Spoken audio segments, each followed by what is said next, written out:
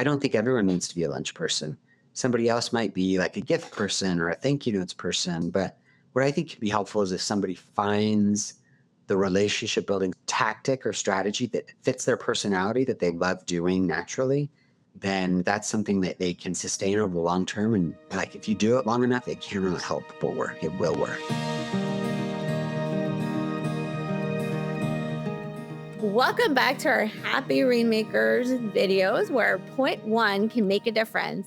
I'm joined today by Josh Barron, who is a criminal defense attorney and an avid LinkedIn poster who I've kind of been fangirling over for a while. One of our pillars is, or the second one is build business. And you have a really interesting story. At first, you were getting a lot of your clients from Google, and it was a volume business and you kind of made the decision to become more of a referral based firm. Can you talk us through that? My business partner retired in 2017. And up till that point, we were extremely focused on Google and I think pretty good at Google. But we were spending, it was not uncommon for us to spend $30,000 or $35,000 in 1 month on Google Ads. We got a good return from that, but I started noticing that there were hidden costs that I had fully expected. So he retired and we decided to start really consciously building referral relationships. And and so we had done that for a while. So about 3 years we spent on that. And then in 2020, COVID happened and all the courts shut down and we had to shut off our ads. And for 3 or 4 months, we had almost no work. It was really frightening. But then the courts reopened and we started getting work, but we weren't advertising. And we've just never turned the ads on since. So it's made my life so much better. Our margins are so much better. Our clients are happier. We're able to, serve them more powerfully, get better results. Like it's just the best. So I would love to invite people to start a path. Like sometimes it's not realistic to do immediately, but like let's get you out of the Google business. I don't think it's sustainable. Yeah, well, it sounds like it's worked very well for you. You even wrote a book about how to get referrals as a criminal defense attorney, right? Sure did. Criminal defense referrals. Yeah. It took me years to notice this, but I love lunch, like absolutely love lunch. And I would go on a 2 hour lunch and I'd feel guilty afterwards. Like, "Ah, I could have done all this casework during that time. I have a trial coming up in 2 months. Sure, I've been working on that." But then, like, over time, I realized I started noticing that if I didn't go to lots of lunches, my energy was worse.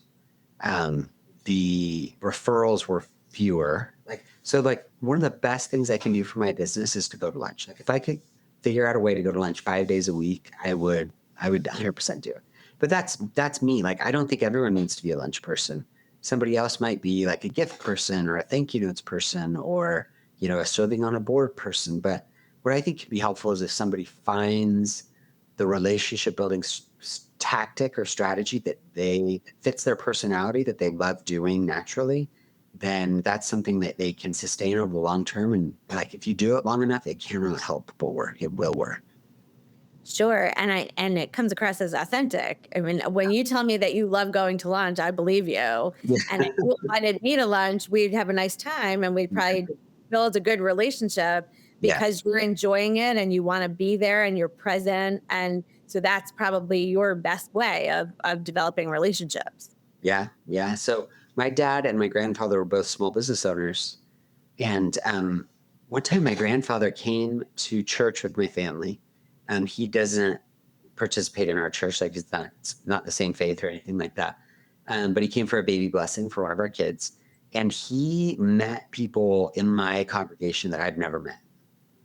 And then he came back 2 years later for another baby blessing and he remembered those people's names and like picked up the conversation with those people.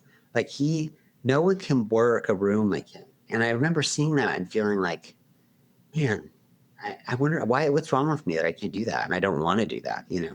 And so it took me again, like years from that, like thinking about that experience and realizing like that's his way. And he's also great at lunch and other things, but he loves meeting new people in a room.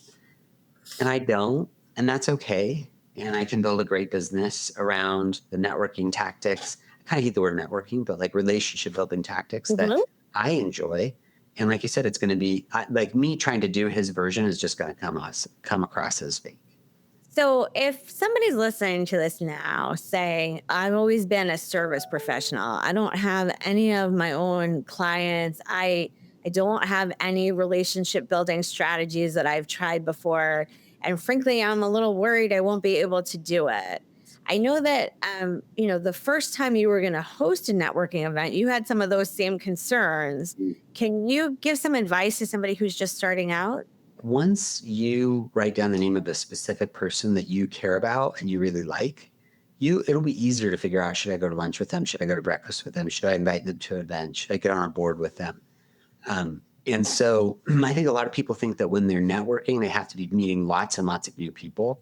And it's way more bang for your buck to deepen your relationships with people that you already know and care about than to try to create new relationships with other people. You can do both. But like if we've got dormant relationships that we can reactivate, like that's going to be super productive.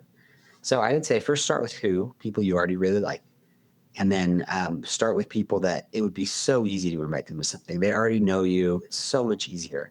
And then a lot of times those core relationships will lead to the other relationships. You'll be at lunch with somebody talking about how you're trying to meet more divorce lawyers, and they'll be like, I know this divorce lawyer I can introduce you to.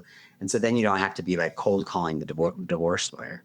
Um, so yeah, I mean that's been helpful for me, is to like give myself permission to not always be cold contacting. Like it counts, even if it's somebody I really like going to lunch with. Sometimes it's not giving myself credit for that. Thank you very much for explaining that to us and being with us today. Thanks so much for having me, Jen. This has been great.